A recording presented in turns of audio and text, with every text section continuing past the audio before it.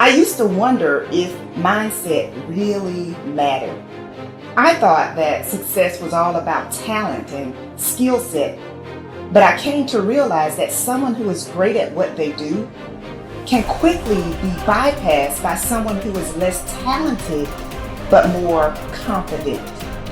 Remember this, confidence attracts, but unbelief repels. So if you have a mindset that you are average or that you never get great opportunities, without realizing it, you are creating your reality. Many of the people you look up to, they are not super smart or super talented. You are just as smart and talented as they are. They just latched onto their dream and developed the mental fortitude necessary to keep going when they were feeling the frustration that you might be feeling right now. A belief can create the disease as much as a belief can create the healing. And I go, so the significance of this is profound because nobody talks about the negative belief. And I go, negative beliefs are powerful. It's called nocebo, as you mentioned. And as I said, they can cause any disease and they can kill you. Just because you believe you're going to die, you can die just from the belief. We always have to update our versions about reality because it's the only way that we adapt. Don't believe everything you've read or heard. It just may not be the truth. There's always a greater truth that you and I can begin to investigate. Surely someone in eternity has had similar problems as you and I, and they've gotten beyond it, yes or no? So study that person. You want to be wealthy? Study wealthy people. Don't just have some panacea that you're just going to get wealthy. Read about wealthy people and find out that they lost everything and failed miserably 20, 50 times. But what they had as a characteristic, a quality in their personality is they were persistent and they kept changing and they kept forgiving and letting go of the past and kept going. And sooner or later they ran into it, and when they had all the money they wanted, it was never about the money. It was just about that they could prove to themselves that they can do it. Stop rationalizing. Stop making excuses. Stop giving yourself little watered down assessments of where you're really at. Tell yourself the truth. Are you making yourself better? Or are you making yourself worse? Are you moving forward or are you moving back? Anything that you have that you feel is a negative, it doesn't matter. Anything you feel it's a positive, it doesn't matter. We're still the ones that make the decisions, and we're the ones that move the needle because no one's doing it for us. We want to change the world, we decide we're going to change it. We want to change the economy in our home, we have to decide. We want to change the amount of time we spend with family or live into our true purpose or be the woman or God or man God designed us to be. No one else is doing it for us. But what we can do is what you're doing. Gain capabilities from people who've already been there.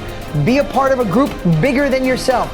You already got the capabilities. You're already a part of a group bigger than yourself. You're already got the support of this amazing family. I think true behavior change is identity change. And it's this shifting of your self-image, or your beliefs, or the way you look at yourself. Because it's one thing to say that I want this, and it's something very different to say I am this. So people walk around with beliefs like that all the time. I'm not a language learner. I'm not good at math. I'm terrible with directions. I'm not good at remembering someone's name. Yeah. And once you have those type of, once you adopt that identity, it becomes very easy to just reinforce that over and over again. And so these three levels that you mentioned, outcomes, process, and identity, all three matter, but I think the key is that you want the direction of change to be in the right way, the right arrow. So if you start with the outcomes, if you start with the result, then you're like, oh, I really want this thing, and here's my plan for getting it. And most people just never think about the identity that comes underneath that. Like they think, I want to lose weight, or I want to be skinny, and if I follow this diet, then I'll be skinny.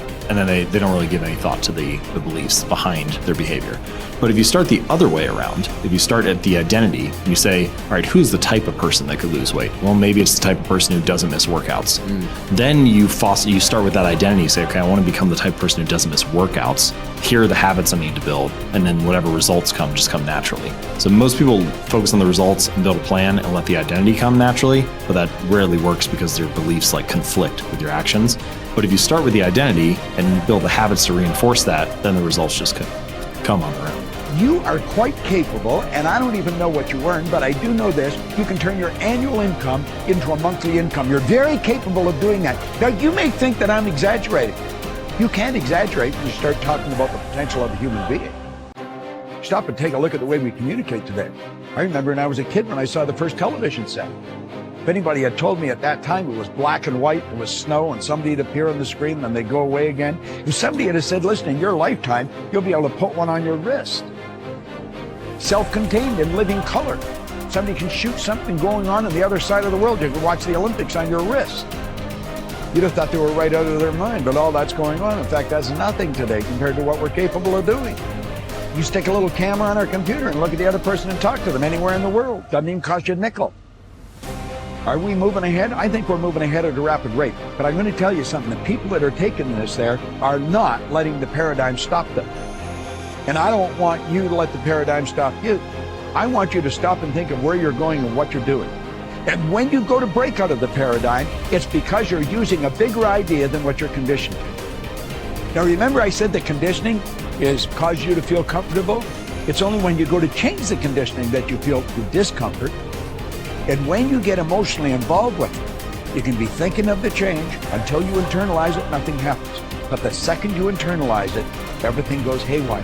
Why? You're dealing with the central nervous system. You're messing with the paradigm. You've heard the saying, habits die hard? Well, you put 1,000,000 of them together and see what happens.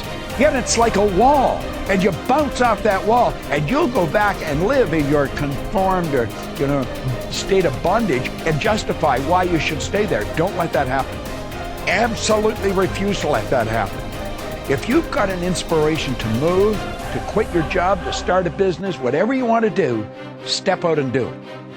I mentioned in another series that God's gift to us was more talent and ability than we'll ever hope to use in our lifetime.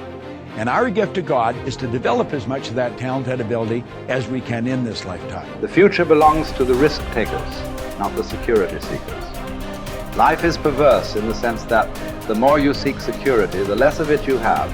But the more you seek opportunity, the more likely it is that you will achieve the security that you desire.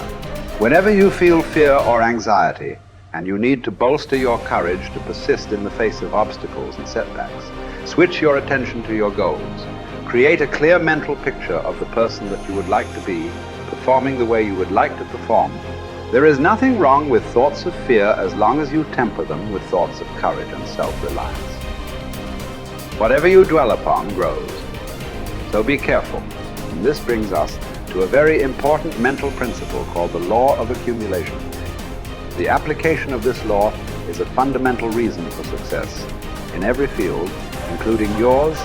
This law says that every great life or great career is an accumulation of hundreds and perhaps thousands of efforts that nobody ever sees or appreciates.